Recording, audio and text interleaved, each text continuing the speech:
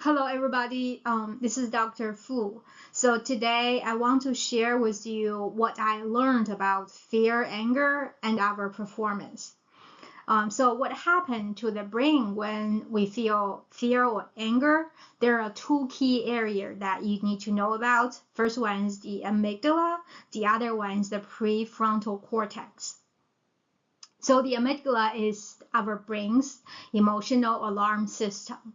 It reacts instantly to threat or stressful situation. So here's an example. Think about if you have a coming exam that you didn't prepare well for, and that fear of failure feeling is generated in the amygdala.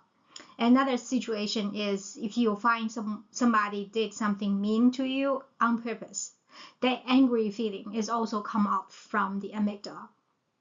And the prefrontal cortex, on the other hand, will keep us stay calm and make correct decisions or better decisions. So it's kind of like the brain CEO. It will make plans for us, will improve our situation, but it works much slower than the amygdala. So in the moment of fear or anger, the amygdala can hijack the brain controls, like completely take over the brain. So your prefrontal cortex, the CEO, is completely paralyzed. This is doing nothing. So when this happens, you may have this experience like you would just explode. It's super hungry, or sometimes you just completely shut down. You cannot do anything else because of fear. So in either situations, that's no good for our performance, right? So we want to keep our amygdala in check, so we can give more brain power to the prefrontal cortex that will help us to make more rational decisions and perform better. So now the question comes to how do we keep our emotions in check? How do we keep our amygdala stay calm when we feel fear or anger? So everybody knows if you have strong emotions, if I tell you don't feel fear, don't feel anger, it's just not going to work, right? So what is working is a method. I'll call it notice and tag method. Basically, you first of all you have to identify that you are in certain emotion, and then you give a name to that emotion. So believe it or not, most of us when we feel anger or fear, we don't even notice that. Sometimes we let our emotion run us and we don't realize that. A good example is road rage. So if a person did something really mean while driving, and then after that you ask them to evaluate their behavior, they will admit that was because they were overreacting.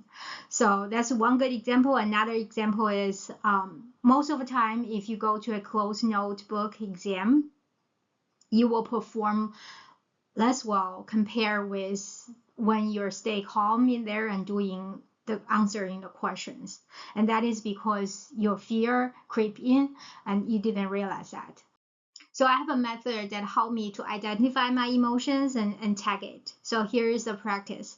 So you just count your breath, like in and out, count number 1, and the next pair count number 2 until you count 15. That usually take about 1 minute. For some people, it's a little bit longer. Some people it's shorter, but usually, generally, it's 1 minute. And during this 1 minute, at the same time, you also count how many thoughts you generated. So to be considered as the thought, it has to be either a new place or a new person showed up in the scene or a new time that showed up in your mind.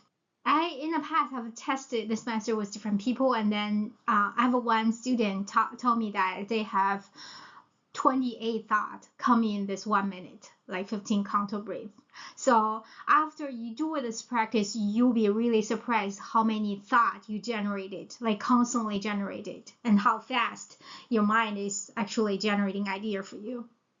So the next step is put a tag to each thought with emotion names.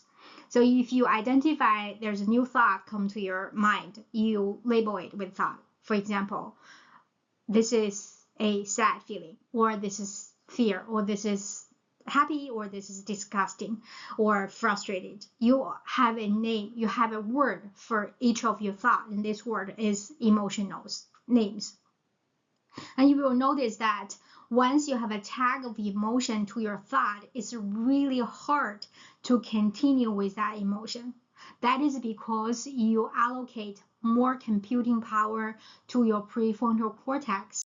And because you allocate your computing power to your prefrontal cortex, you have less computing power for your amygdala. And guess what? Emotions will die out. So my point is, fear and anger will help us to survive in certain situations. But when we need a clear mind, like most of the time, fear and anger becomes a obstacle for our performance. So we need to keep them in check. And then the method that I've been using is notice your fear and anger, and you have to notice them fast. And the faster that you can notice them, the better you can preserve your energy, preserve your brain power, and use them for your prefrontal cortex. So your brain power is not wasted in emotions. So these methods have been helping me with my daily tasks, stay focused on what I needed. But sometimes when fear or anger is too intense, this method won't work. I'll share with you how do I deal with intense fear or anger next time. Stay tuned. Take care. Bye-bye.